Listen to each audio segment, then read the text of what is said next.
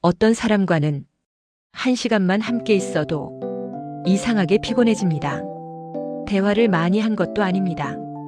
갈등이 있었던 것도 아닙니다. 그런데 집에 돌아오면 마음이 묘하게 지쳐 있습니다. 반대로 이런 사람도 있습니다.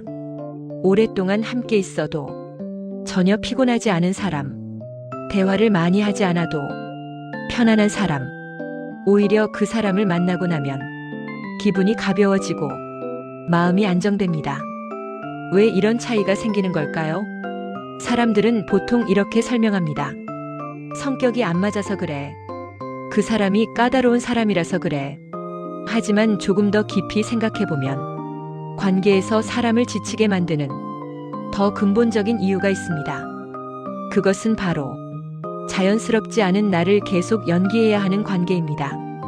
우리는 모든 관계에서 조금씩 다른 모습을 보입니다. 친구 앞에서에나, 회사에서에나, 가족 앞에서에나, 이것은 자연스러운 일입니다. 하지만 어떤 관계에서는 그 차이가 너무 커집니다. 그 사람 앞에서는 말을 조심해야 하고, 표정을 관리해야 하고, 어떤 말을 해야 할지 계속 생각해야 합니다. 그 관계 속에서 우리는 있는 그대로의 내가 아니라 계속 조정된 나로 존재하게 됩니다. 그래서 그 관계는 특별히 갈등이 없어도 사람을 지치게 만듭니다.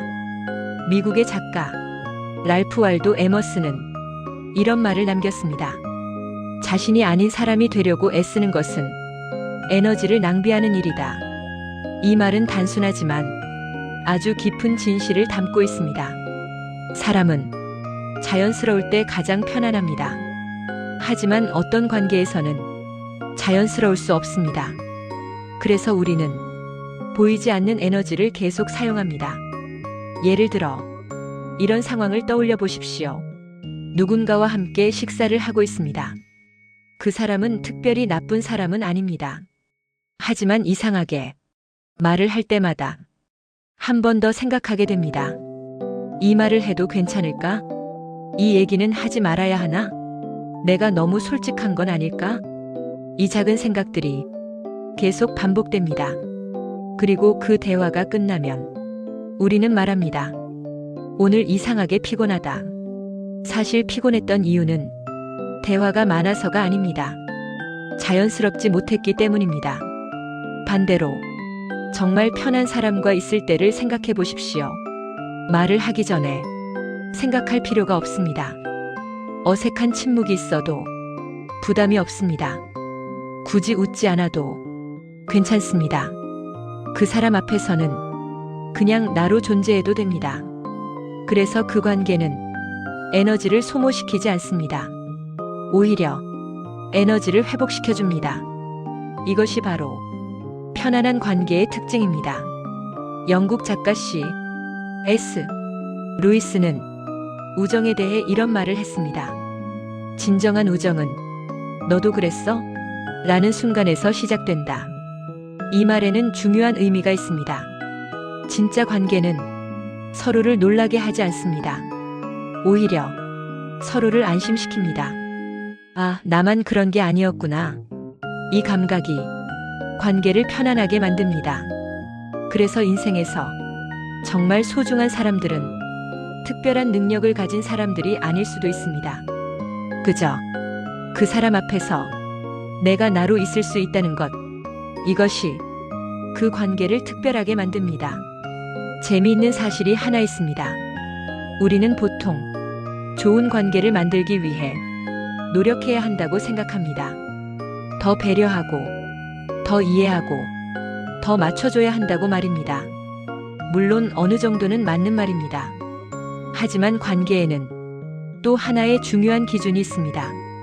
노력이 너무 많이 필요하지 않은 관계. 이 말은 서로에게 무관심하라는 뜻이 아닙니다. 오히려 그 반대입니다. 그 관계에서는 굳이 애쓰지 않아도 서로를 이해하게 됩니다. 왜냐하면 그 관계는 자연스럽기 때문입니다. 일본 작가 무라카미 하루키는 이런 말을 남겼습니다. 사람과 사람 사이에는 설명할 수 없는 편안함이 있다. 우리는 종종 이 편안함을 과소평가합니다. 더 재미있는 사람, 더 똑똑한 사람, 더 능력 있는 사람을 관계의 기준으로 생각합니다. 하지만 인생을 오래 살아본 사람들은 다른 기준을 말합니다. 편안한 사람, 그 사람이 결국 오래 곁에 남는다고 말입니다. 왜냐하면 인생은 생각보다 길고 관계는 생각보다 많기 때문입니다. 그래서 편안함이 없는 관계는 시간이 지날수록 점점 더 피곤해집니다. 처음에는 괜찮습니다. 조금 노력하면 유지할 수 있습니다. 하지만 몇 년이 지나면 그 노력은 조금씩 무거워집니다. 그리고 어느 순간 이런 생각이 들기 시작합니다. 왜 나는 이 사람 앞에서 항상 조심해야 할까? 왜 나는 이 관계에서 이렇게 긴장해야 할까? 이 질문이 떠오르는 순간 우리는 깨닫기 시작합니다. 관계의 문제는 갈등이 아니라 자연스러움의 부족이었다는 사실을 말입니다. 그래서 인생에서 아주 중요한 기준 하나가 있습니다. 이 사람 앞에서 나는 얼마나 나다울 수 있는가? 이 질문은 관계를 아주 단순하게 정리해 줍니다. 나를 계속 조정해야 하는 관계는 언젠가 지치게 됩니다. 하지만 나로 존재할 수 있는 관계는 오래 지속됩니다. 여기서 흥미로운 사실이 하나 더 있습니다. 편안한 관계는 완벽한 관계가 아닙니다. 오히려 서로의 부족함을 자연스럽게 받아들이는 관계입니다. 말을 잘못할 때도 있고 기분이 좋지 않을 때도 있습니다. 그럼에도 불구하고 그 관계는 크게 흔들리지 않습니다. 왜냐하면 그 관계에는 연기할 필요가 없기 때문입니다. 우리는 종종 좋은 관계를 찾으려고 애씁니다. 하지만 어쩌면 좋은 관계는 찾는 것이 아니라 느끼는 것일지도 모릅니다. 그 사람과 있을 때 내 마음이 어떤지, 편안한지, 긴장되는지, 자연스러운지, 조심스러운지, 그 감각이 관계의 진짜 모습을 가장 정확하게 알려줍니다. 그래서 인생에서 가장 지혜로운 관계 기준은 어쩌면 이것일지도 모릅니다. 이 사람과 있으면 나는 어떤 사람이 되는가?